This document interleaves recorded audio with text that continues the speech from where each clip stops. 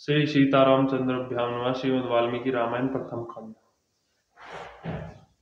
अयोध्या कांड 63। सीता और लक्ष्मण सहित श्री राम का दुखी नगरवासियों के मुख से तरह तरह की बातें सुनते हुए पिता के दर्शन के लिए कैकेयी के महल जाना। विदेह कुमारी सीता के साथ श्री राम और लक्ष्मण ब्राह्मणों को बहुत सा धन दान करके वन जाने के लिए उद्युक्त हो पिता का दर्शन करने के लिए चले गए। उनके साथ दो सेवक श्री राम और लक्ष्मण वे धनुष आदि आयुक्त लेकर चले, जिन्हें फूलों की मालाओं से सजाया गया था और सीता जी ने पूजा के लिए चढ़ाए हुए चंदन आदि से अलंकृत किया था। उन दोनों आयुधों की उस समय बड़ी शोभा हो रही थी। उस अवसर पर धनी लोग प्रसादों, तिमंजलों, महलों, हमेमर्गों, राजभवनों तथा विमानों, 7 मंजिल महलों की ऊपरी छतों पर चढ़कर उदासीन भवन से इन तीनों की ओर देखने लगे। उस समय सड़कें मनुष्यों की भीड़ से भरी थी, इसलिए उन पर सुगमता पूर्वक चलना कठिन हो गया था। अतः अधिकांश मनुष्य प्रसादों, तिमंजलों, मकानों पर चढ़कर वहीं से दुखी होकर श्री रामचंद्र जी की ओर देख रहे थे। श्री राम को अपने छोटे भाई लक्ष्मण और पत्नी सीता के साथ पैदल जाते देख बहुत से मनुष्य हृदय शोक व्याकुल हो उठा और वे खेदपूर्वक कहने लगे, हाय यात्रा के समय जिनके पीछे विशाल चतुरंगी सेना चलती थी, वे ही श्री राम आज अकेले जा रहे हैं और उनके पीछे सीता के साथ लक्ष्मण चल रहे हैं, जो ऐश्वर्यों के सुख का अनुभव करने वाले तथा भोग्य वस्तुओं का महान भंडार थे। जहाँ उनकी कामनाएं पूर्ण होती थी, वे श्री राम आज धर्म का गौरव रखने के लिए पिता की बात झूठी करना नहीं चाहते हैं। अहो, पहले जिसे आकाश में विचरने वाले प्राणी भी नहीं देख पाते थे, उसी सीता को इस समय सड़कों पर खड़े हुए लोग देख रहे हैं। सीता अंगराग सेवन के योग्य है, लाल चंदन का सेवन करने वाली।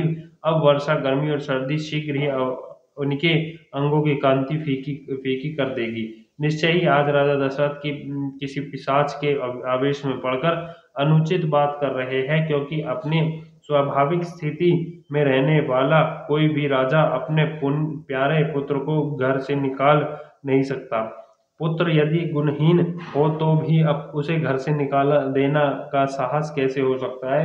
फिर जिससे कि केवल चरित्र से ही सारा संसार वशीभूत है, उसको वनवास देने की तो बात ही कैसे की जा सकती है?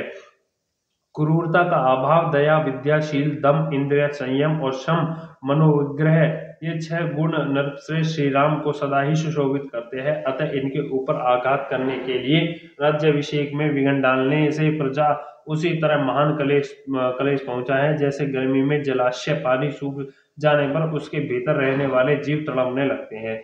इन जगदीश्वर श्री राम की व्यथा से संपूर्ण जगत व्यथित हो उठा है। जैसे जड़ काट देने से पुष्प और फल सहित सारा वृक्ष सूख जाता है, ये महान तेजस्वी श्री राम संपूर्ण मनुष्यों के मूल है। धर्म ही इनका बल है और जगत के दूसरे प्राणी पात्र, पुष्प, फल और शाखाएं हैं। अतः हम लोग भी लक्ष्मण की भांति पत्नी और बंधु बांधवों के साथ शीघ्र ही इन जाने वाले श्री राम के ही पीछे पीछे चल देंगे। जिस मार्ग से रघुनाथ जी जा रहे हैं, उसी का हम भी अनुसरण करेंगे। बाग बगीचे, घर द्वार और खेती बाड़ी सब छोड़कर धर्मात्मा श्री राम का अनुगमन करे। इनके दुख सुख के साथी बने। हम अपने घरों की गाड़ी और घरों की गड़ी हुई निधि निकाले, आंगन की फर्श खोद डाले, सारा धन धान्य साथ ले, सारी आवश्यक वस्तुएं हटा ले, इसमें चारों ओर धूल भर जाए, देवता इन घरों को छोड़कर भाग जाए, चूहे बिल से भरकर निकलकर इनमें चारों ओर दौड़ने लगे और उनसे ये घर भर जाए। इनमें कभी आग जल न पानी रहे और न झाड़ू ही लगे। यहाँ बलि, वैश्य, देव यज्ञ, मंत्र पाठ हो और जब बंद हो जाए, मानो बड़ा भारी अकाल पड़ गया हो। इस प्रकार ये सारे घर ढह जाए, इनमें टूटे बर्तन बिखरे पड़े हो और हम सदा के लिए इन्हें छोड़ दे। ऐसी दशा में इन घरों पर कैकेयी आकर अधिकार कर ले।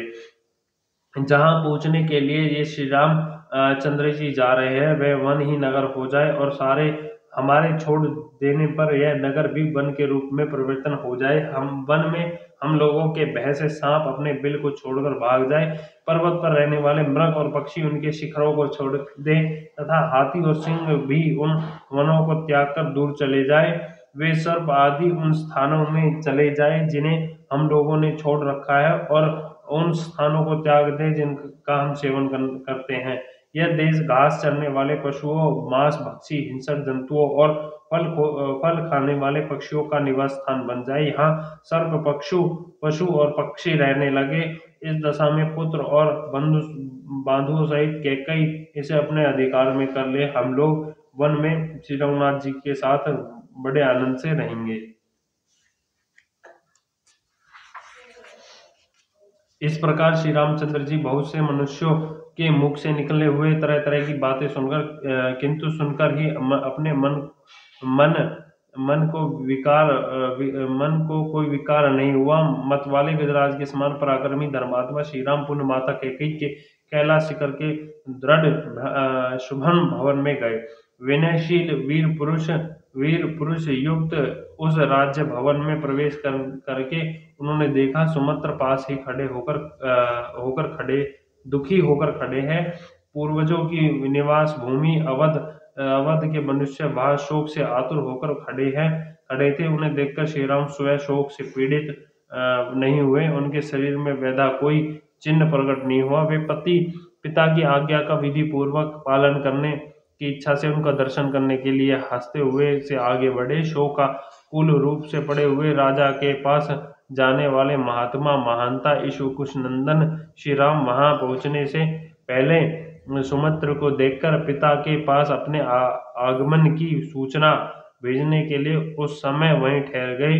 पिता के आवेश से वन में प्रवेश करने का बुद्धि पूर्वक निश्चय करके आए हुए धर्मवत्सल्य श्री रामचंद्र जी सुमित्र की ओर देखकर बोले, आप महाराज को मेरे आगमन की सूचना दे। इस प्रकार श्रीमद् वाल्मीकि निर्मित अर्ष रावण आदि काव्य के अयोध्या कांड में 33वां सर्ग पूरा हुआ। बोल श्यापति रामचंद्र की जय। पवन सुत हनुमान की जय। लक्ष्मण भाई शत्रुघ्न भगवान की जय। जय श्यापति रामचंद्र की जय।